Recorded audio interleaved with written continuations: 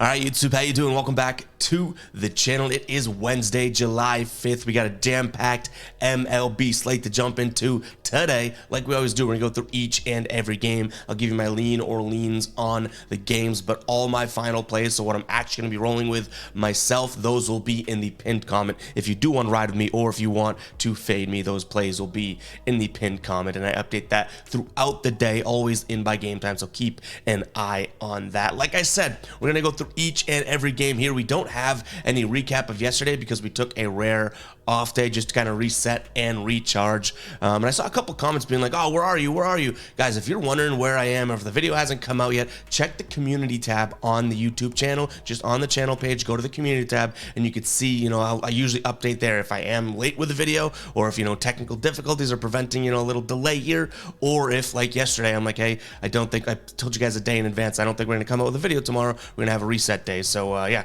make sure to keep an eye on that community tab. But nonetheless, let's go ahead and get into the video. But before we do get to the first game, I do want to talk to you guys about Outlier. If you have not started to use Outlier yet, you are under a rock and you're missing an advantage here that Outlier is providing. One of the best sports betting research tools out there for sure. They have each and every single player prop that is offered on the four main sportsbooks of FanDuel, DraftKings, Caesars, and BetMGM, and you can go through all of these and check them out. And if you see the trends on the right here, maybe these odds are way too juiced. Okay, let's go minus 120 as our minimum odds. All of a sudden, you start to see plays that are more in your wheelhouse. All right, Jordan Diaz, he's hit this like crazy this season, under 1.5 hits plus runs plus RBIs. You can go in, dissect it. He's only done it once in his last 10. He's hit it in 3 of his last 20 here. You can also see him up against a left-handed pitcher. 218 on the season. Against the lefty, 194. This may be a really good pick today. You could add it to your picks, and with one click of the button, you can come over here, see where the best odds are. DraftKings, you press continue, look ma, no hands. It's going to add it to my bet slip in DraftKings. I don't have to go digging for this player prop or anything like that. It finds it and puts it right there. So definitely go check out Outlier, guys. It is a great app. You can use it on the desktop as well as your mobile device, but use the link in the description or the pinned comment for a 7-day free trial. It is literally something you will not regret. I could promise you that. Let's go ahead and jump into game number 1 here. We got the Astros taking on the Rockies. Yesterday's game, Rockies end up losing that one 4-1, and it just makes sense. This Astros team actually starting to play some decent baseball. They've won 7 of their last 10 games. I was more impressed by the 2 of 3, or was it 3 of 4 against Texas that they won. That is a good look obviously there for them, so I'm going to lean towards the Astros. Now on the money line, your minus 225 is your best odds, minus 240 on average sportsbook, so way too much juice to be paying if you're looking for the Astros on the money line, but I don't hate them on the run line either. They have covered that in 5 of their last 7 games here as 1.5 run favorites, and I don't think Colorado really is here to stay with them. You have JP France on the mound for Houston, and then Anderson on the mound for the Rockies here. 7.3 ERA, 0-3 record with a 1.62 whip, barely making it out of the 4th inning on average. So I lean towards the Rockies on the run line here. In terms of the total, I could see this one going under. I just don't really trust the Rockies to kind of come to play today. So I am going to lean towards the under here. I think that the Astros probably give you at least, a floor of 4 runs, but that ain't going to be enough here to cover that total of 9 runs. All right, next game up, we do know one pitcher. We have Hoeing going for the Marlins, but we don't know who is up for the Cardinals here, so I'm going to hold off on a lean. But what I will say, Miami getting the the win, or St. Louis getting the 2, Miami getting the 2 wins already in the series almost makes me want to lean towards St. Louis here, because I feel like Miami just can't string together 3 wins in a row. Maybe I'm a little crazy there, but I feel like they went on their win streak, and then they're kind of in that pocket. They lost, or they get swept by Atlanta. They've been dominating, especially yesterday. 15-2 against St. Louis. I have a feeling that this one goes in the other direction, but we don't know who's pitching for St. Louis. So I lean towards St. Louis with a lot of question marks out there. I doubt it becomes a final play if we don't find out who that pitcher is fairly soon. In terms of the total, 8.5 runs yesterday, we saw a 15-2 game. That isn't really, I wouldn't say indicative of what these two teams are going to produce, but the 5-4 game, I don't think is all that crazy, a couple games prior. So I am going to lean slightly towards the over here, but I don't think it's anything worth it that's going to become a final play. I'm not like geared up and rearing and raring to get this over out there. Again, it just come down to who's on the mound for St. Louis to see if we have any final plays on this game, but I think I pass on this game pretty much altogether, but we shall see. Keep an eye on the pinned comment. All right, it is blank on the graphic because we record this, we take that screenshot very early in the morning, but we do have odds now for the Tigers taking on the Athletics. Tigers minus 225 at home here on the money line, and the total is sitting at 8.5 runs. I don't really know what to make of this. This Atlanta team wins yesterday was a 1-0. On the mound today, Eduardo Rodriguez. I like him. I've backed him all year long. That's probably where we're gonna go. But minus 225 is a little bit too much to be paying. I don't care who the Tigers are playing. The Tigers still aren't a very good ball club. So unfortunately, I'm probably sticking away from this because I also don't really love Tigers on the run line. Like, I'm not a run line Tigers guy, and I don't think anyone out there should be. Like, can they win this game? Sure. Vegas even has them as huge favorites, right? But to win the game by 2 runs when your offense isn't, the bee's knees to start with, I don't know, man. So I'm going to lean towards the Tigers here, but maybe it's in some sort of a parlay format where you can eat the minus 225 odds. But even still, I don't think the discrepancy of skill of these two teams deserves that minus 225. The play that I could be looking at here is going to be the over 8.5 runs. Yes, we had a 1-0 game yesterday, but I do think that this Tigers team can give you 5 runs today. So hoping that Oakland give you, 3 or 4 and make this a competitive type game. So I'm going to lean towards Detroit in some small way, but my main lean in this game would probably end up being the over. And just for what it's worth, in games that these two teams have played independently with their opponents here, Tigers are 6-3-1 to the under in their last 10, and Oakland 7-2-1, to the over as well. So they're trending in that over direction. All right, Tampa Bay taking on Philly. Little on the mound for the Rays here. He's 5-2 with a 0-1 record and a 1.43 whip. Walker on the mound for the Phillies, 3.93 ERA, 9-3 record with a 1.23 whip. Phillies get the win yesterday, and this Tampa Bay team now has lost 3 games in a row. They're 5-5 in their last 10. Something isn't adding up for them here, whereas this Phillies team is kind of on the other track record here. They're 7-3 in their last 10, playing good baseball. It pains me to do it, and you know what? I might be absolutely insane, but I'm going to lean towards the Phillies.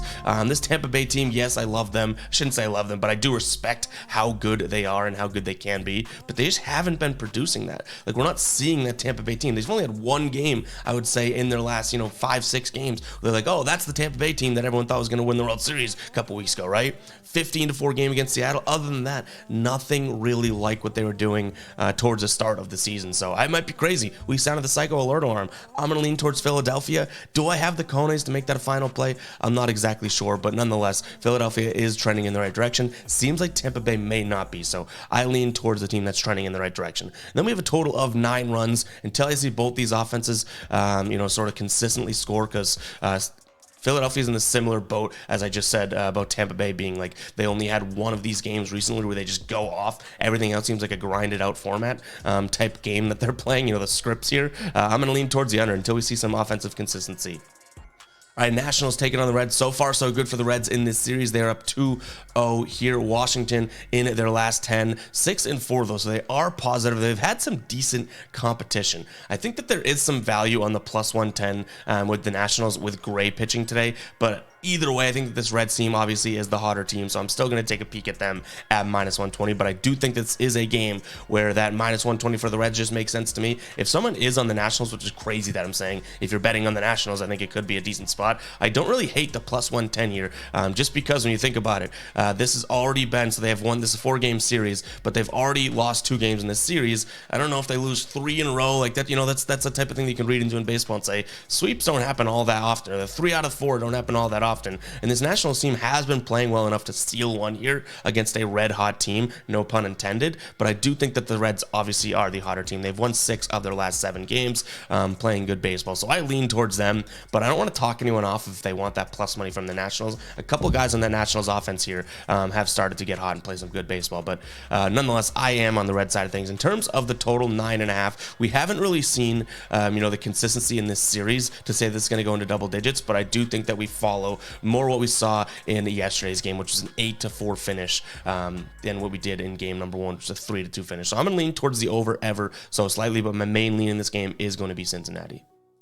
All right, Yankees taking on the Orioles. These two have Baltimore's lost the 2 straight games so far in this series. We have Vasquez on the mound for the Yankees, who definitely is sort of the pitching nod here, the pitching advantage on the Yankee side, going up against Kramer for Baltimore. Vasquez 1.74 ERA with a .97 WHIP on the season. Kramer 5.04 ERA with a 1.42 WHIP. Yankees plus money right now at plus 105. I'm gonna trust them. They have Baltimore's number. The only thing that could potentially keep me off this is the fact that they've already won 2 games in the series. Can they win 3 in a row? They haven't won 3 in a row in quite some time here. They're more of a win 2, lose 1 team as of late in these games. So I hope they can pull it out, because I do think that there's some value at plus 105 for the Yankees here. And then in terms of the total, I'm going to lean towards the under. We've seen a 6-3 game and an 8-4 game. I think we're due for a game that's more or less in the 4-3 or 4-2 type finishing territory. So I'm going to lean towards that. Hopefully Vasquez can go out there and actually pitch well, because I think Kramer's going to probably give up 4 to 5 runs, which will make up half of this total allotment here. So as long as Vasquez can keep this Baltimore offense down, I do think we're looking at a safe under. All right, guys, you want to talk about one of the most slept on apps in the game right now? I'm talking about Sleeper. Sleeper is an amazing DFS player prop pick'em format type app out there, but where they distinguish themselves from the competition, like the Prize Picks, like the No House Advantage, is the fact that each and every individual square on Sleeper has its own multiplier. It doesn't just follow the fixed payout format like all these other apps. You can win up to 100 times over on Sleeper. If you use the link in the description or in the pinned comment, and you get 100% of your first deposit matched up to $100. You put in $100, they're gonna give you a free $100 to play with. You put in $25, they're gonna give you a free $25 to play with. Go check it out. I have been loving and ripping this app as of late. If you are following me on TikTok or following me on Instagram, which by the way, all those will be right around here. If you do want to check me out, that's where we're posting our player prop videos. So make sure to check it out, guys. Use the link in the description. I really do like this app. It wouldn't steer you in the wrong direction. This thing's very easy to use, very cool. They offer promos like all the other apps, but each and every individual square is a different multiplier, meaning every slip you put in has a unique multiplier. It is worth checking it out. Check out Sleeper, link in the description as well as the pinned comment. Let's get back to the slate. All right, Red Sox taking on Rangers. Rangers get it done yesterday with a 6-2 win. Now on the mound for the Rangers is going to be Gray. He's got a 6-4 record with a 3.21 ERA and a 1.08 WHIP. But Brian Bale on the mound, who has been pitching well for the Sox, he's got a 3.08 ERA and a 1.91 WHIP here. I know it's crazy because this Red Sox team has been the most inconsistent thing since, I was going to say since sliced bread, but that was pretty consistent. But they've been so damn inconsistent. But this Texas team has been on a slide as well. So yes, they get the 6-2 win here, but the Red Sox have their best pitcher going today in Brian Bale. So I am going to lean towards them at -110 here on the money line. In terms of the total, I think both these pitchers are going to be able to go out there and do their thing today. So I'm actually going to lean towards the under here. And the under, again, sitting at 9.5 runs. I think this one can finish, I would say, probably right around that 4-3, 5-3 mark, keeping it just under. So I like the Red Sox in this one. If you're on the Texas Rangers, I'm not trying to say the Red Sox win this one automatically, okay? If you like Texas, I understand why. They've had a couple games now where their offense looks like themselves, which if they get into that groove, then they're going to look pretty damn good. But nonetheless, I do think that this is a decent spot for the Red Sox with Bay on the mound. He's almost the only pitcher for the Red Sox right now that I can with somewhat confidence, bet the Sox. And I'm a Red Sox fan, so watching these pitchers day in and day out, I kind of feel like I have a good vibe for that. But like I said, Red Sox and the under is where my head's going to go. All right, rare loss coming from the Braves yesterday as the Guardians win that one 6-5 here. That was the first loss for the Braves in about 10 games, which is crazy. Cleveland here in their last 10 games, 6-4. Atlanta 9-1, like we just mentioned. -161 today for the Braves on the money line is probably going to be my slight lean, but I don't think I make that a final play just because, one, we saw Cleveland take it yesterday, and two, -161 is a little bit too much when you have Soroka on the mound with a 6.89 ERA and a 1.53 WHIP. And it's not like I'm over here being like, oh, well, the Guardians are trotting out a great pitcher either. Cal Quantrill, I don't think is all that great either. So both these teams here have weird pitchers on the mound. I could totally see the Braves getting to Quantrill, but it's not like the Guardians couldn't get to Soroka. So that's what I'm saying, where that price of -161 on the Braves is a little bit too much for me. I don't mind the over, though. We've already seen a 6-5 game in this series. In game number 1, Cleveland didn't really show up to the plate. They only scored 2 runs, but the Braves scored a kind of a floor there of 4 runs. I think that's a similar story today. I think that this one is going to be game in which we see another 6-5 type finish or a 7-4, something like that. So I lean towards the over in this one. And that's probably my predominant lean in the game, just because I really don't trust this pitching. And I don't trust this pitching enough to even take a side here, because either one of these pitchers can stank it up. So I lean towards the over.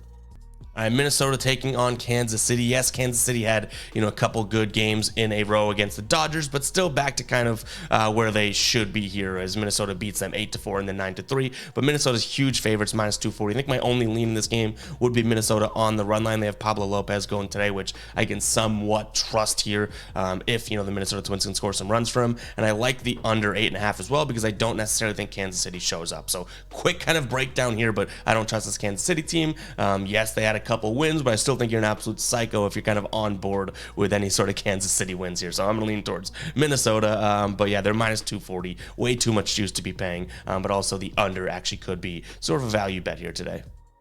All right, Milwaukee hosting Chicago. They've split the two games in this series thus far here. Yesterday, the Cubs taking that one 7-6. On the mound for the Cubs today is going to be Steele. He's got a 2.43 ERA, a 9-2 record, going up against Hauser, who's got a 3-2 record with a 1.5 WHIP and a 3.88 ERA. I do like the spot here for Justin Steele. He's been pitching well. Last 3 games that they've played when he's been on the mound, they have taken the dub. And, I do think this is a decent spot for him. I like what I see from him as of late. We backed him against, when they played Cleveland, and he held Cleveland to 1 run. We're going to do a similar thing today. Cubs minus 148, a little bit pricey, but nonetheless, nothing crazy here. So I lean towards the Cubs as well as the under. I just think that both these pitchers, can kind of perform, and I kind of want to see a game that is more realistic. So we've seen 2 games of high scoring between these two teams, right? But that wasn't happening consistently before this series, and at some point we're gonna get back to I guess Milwaukee coming back down to earth, where they've been averaging 5+, almost 6.5 runs per game over the last 5 or so. But prior to that, they were averaging about 2 to 3. So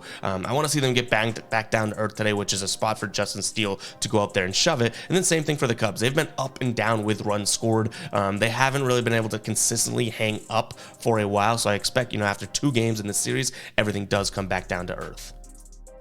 All right, White Sox taking on the Blue Jays here. Blue Jays 8-2 in their last 10 here against the White Sox. They did get the win yesterday, 4-3, or 4-2-3 was the final score. You have Barrios going up against Lance Lynn today. And like I always tell you guys, you can't spell Lance Lynn's first or last name without 2 big old L's. I'm leaning towards the Toronto Blue Jays here. Minus 124 is some value as well. So I almost look at this and I'm like, okay, is it a trap? Is it a trap? This White Sox team hasn't been playing great baseball. Yes, they're taking wins against some teams, but I wouldn't say quality teams, whereas the Toronto team is definitely playing better baseball in my mind here. So, yeah, other than the sweep against the Red Sox, not the best look for them, but they're a better team. I think that you have some fairly priced odds here. If anything, there's some value on the Toronto side of things, because I could easily see this being a minus 135-ish type spot, and they're minus 124 over on FanDuel right now. So I think they have the better pitcher, the better team, probably starting to trend in a better direction than the White Sox. Easy lean in terms of my pick here on the Toronto side of things. Then we have a total of 9 runs. Yesterday's game was a 4-3 game. I think you have 2 pitchers today that can have bad innings, but Barrios, for example, overall can kind of keep it together. I think Lance Lynn will have maybe 1 or 2 breakdown innings here, which can kind of jolt this. So I lean slightly, and I mean slightly, towards the over. I don't know if that becomes a final play. Much more likely to take a stab at Toronto on the money line in this game than I am the over, but I do lean in both those directions. Hey guys, before we get into the next game, I do want to ask you guys, or not ask you guys, I shouldn't say that, throw the opportunity out there for you guys to become channel members, guys. It's $2.99 a month. It is a great way to support the channel. You get a custom emoji set that you can use. You get a badge next to your name in the comments, priority reply to comments, obviously. But what we do differently here is we also go through and look at sports betting from an analytical side of things, and I show you how to make very base level, but obviously you can kind of take it from there, models on this channel as well for your sports betting. And we provide an MLB model every single day for the money line, run line, as well as the total every single weekday, I should say, on weekend days that we can, but definitely every weekday here. And we have series on the channel that take you through how to build a model. We have a 7-part how to build an NBA model series as well out there right now for channel members. Again, $2.99 a month. literally the price of coffee that you'll pay today. It's probably half of that over at Starbucks, but nonetheless, if you do want to support the channel, that is the way to do it. We also are working pretty damn hard on a MLB home run model that predicts home run for the day, which obviously is a really cool model because it'll give you sort of a bank of 10 to 13 guys that statistically could hit a home run today, and then we can see how many hit out of that, and then if you only hit a few of those based on how long shot MLB home runs are, you kind of cash and come up profitable. So working really hard on that, and that'll be provided to ballers once it is ready as well. But yeah, consider becoming a baller, guys. Hit that join button, $2.99 a month. Also, there is a link in the description if you want to find it that way as well. Let's go ahead and get into the Angels-Padres game here. The Angels taking 2 L's to start the series. Padres looking good. 10-3 win, 8-5 win here. On the mound is going to be Lugo for them. Seth Lugo is 3-4 with a 3.59 ERA and a 1.27 whip. Patrick Sandoval on the mound for the Angels here. He's got a 4-7 record with a 1.49 whip and a 4.53 ERA. I do think that this is a bounce back spot for the Angels, or a potential bounce back spot for the Angels, I should say. And for plus 150 odds,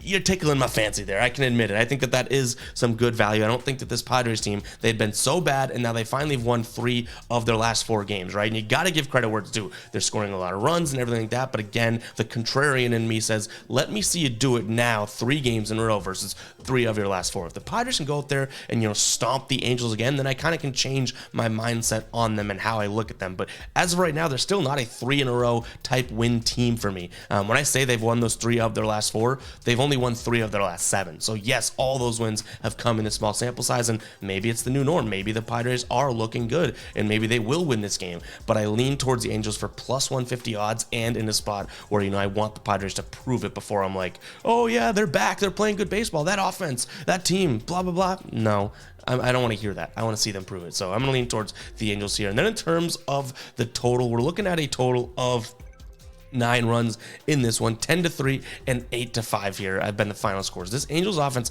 hasn't kicked it into gear necessarily, and if I think the Angels have a chance to win this game today, they're going to score a decent amount of runs on Lugo. So I'm going to lean towards the over here. This one could finish anywhere from like it was yesterday, an 8-5 game, but it could also easily be a big time sort of 10-9 type game as well. Just if that Angels offense gets going, things kind of snowball effect. So I lean towards the Angels as well as the over. All right, Giants taking on Seattle. This has not been San Francisco's favorite series thus far. Seattle has taken both games so far here. 6-5 win in game 1 a couple days ago, and then yesterday a 6-0 win. I think this is a bounce back spot for the Giants. They are minus 155, a little bit too pricey for me, but I don't hate it. It's opened up at around minus 160, so it has kind of even moved in the direction of being more favorable to bet the Giants here. But they have Cobb on the mound, who I'm going to trust today, going up against Malone. Cobb is 5-2 with a 1.36 ERA. I think that this could be a decent spot, I guess, in terms of what we're looking at here. And, the Giants here against lefties, not batting all that terrible either. 252 on the season here. So I like the stat spot there. And I don't think that this is a really good spot for Seattle either. They don't bat righties all that well either. So I think this is kind of a bounce back spot. All stars align for the Giants. Then in terms of the total, 8 runs. Again, 6-5 in game 1. And then in game 2 in the series, 6-0. I don't think the Giants, I'm kind of hyping them up, I don't think the Giants come out and throw a snowball 0 today. So I'm going to lean towards the over. Hopefully the Seattle offense can kind of still give you that floor of what I would say analytically is probably around 4 runs right now over the last 5 games or so in terms of their minimum output. So if they give you 4 runs, I think San Francisco can easily give you 5 today if they can get to Malone batting a lefty, obviously. So I like the over. All right, Mets taking on the Diamondbacks. Mets get the win yesterday on the road, 8-5 against Arizona. Henry's on the mound for Arizona here. He's 5-1 with a 1.53 ERA and a 4 flat ERA. Senga on the mound for the Mets, 3.53 ERA with a 6-5 record and a 1.35 whip.